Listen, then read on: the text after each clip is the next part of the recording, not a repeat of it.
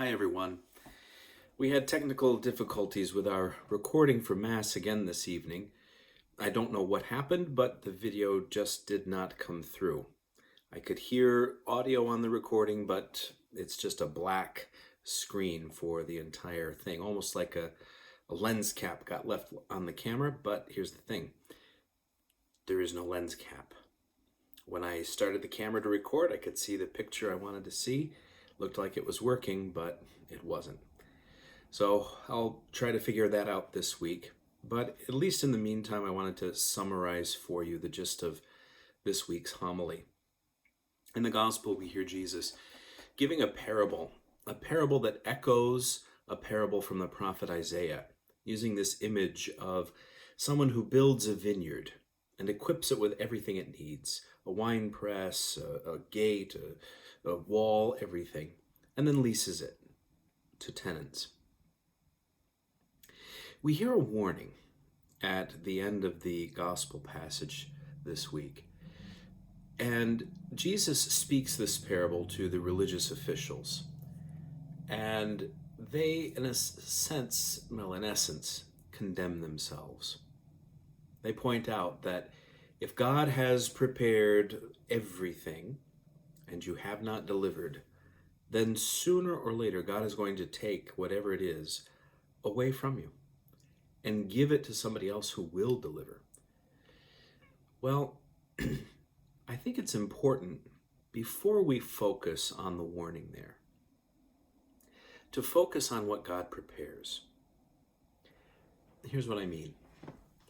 In the parable, we hear about a landowner who equips a vineyard with everything that it needs to run successfully.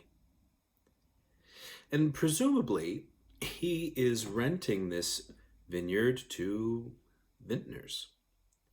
Presumably, he is leasing the land to people who know what to do with it and are there to run it as it is, not renting it to people who want to herd swine or something else. So, focusing on that, what does it mean?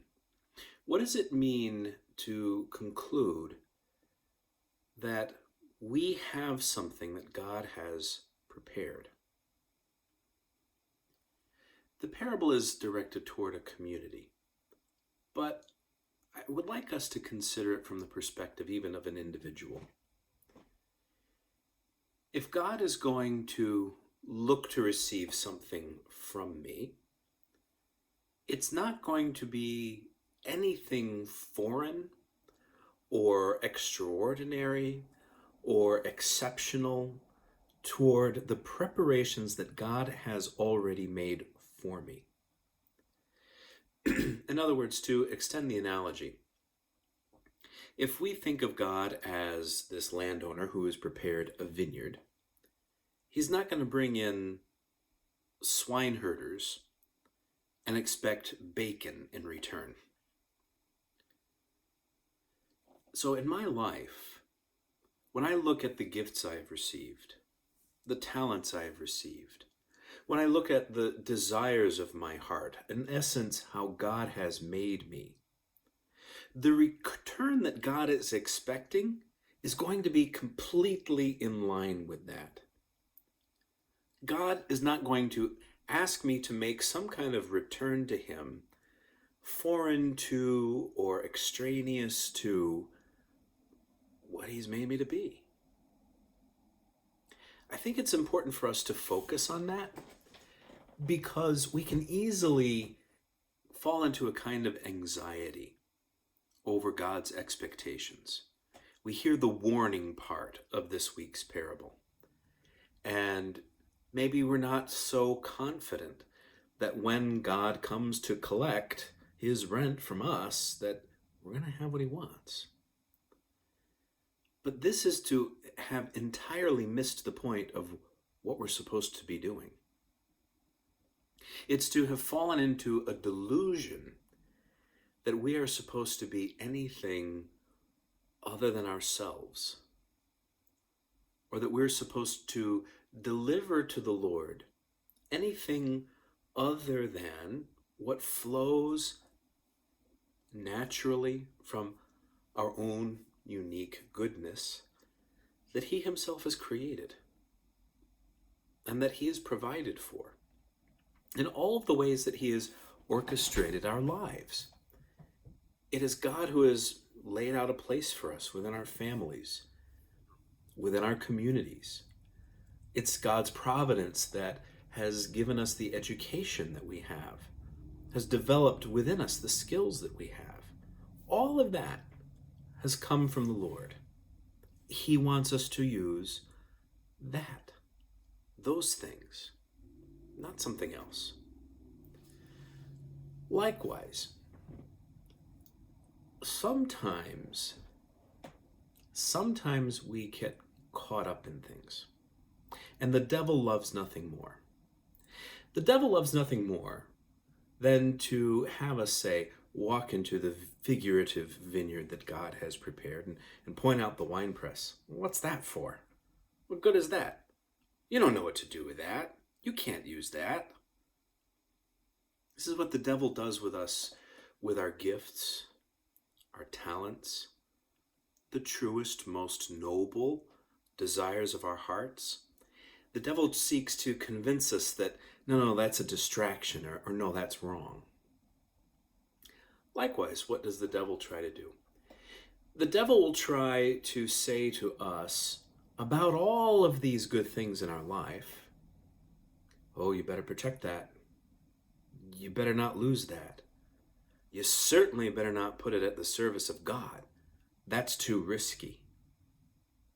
And we are tempted to get greedy, to try to aggrandize to ourselves things over which we have no control and bore no responsibility. We try to make our own what properly really belongs to God. When we allow the devil to lead us in either of these two ways, it never works. Not for us. Works for the devil, but not for us. We inevitably end up miserable. Either we convince ourselves or allow ourselves to be convinced that the natural, and I mean that in the purest, truest sense, that the natural things that we can do are somehow not good enough or need to be replaced by something else. And so our lives become very artificial. We put up a front. We are not authentic. And that never fools anybody, not for very long. We become miserable. We feel empty, unhappy. If we go down the other path of trying to grasp things for ourselves that we can really only accept as gifts from God, we become very defensive. We become hostile, violent even, and even murderous. And that's what the parable speaks about. But none of that is the way God wants for us. None of it.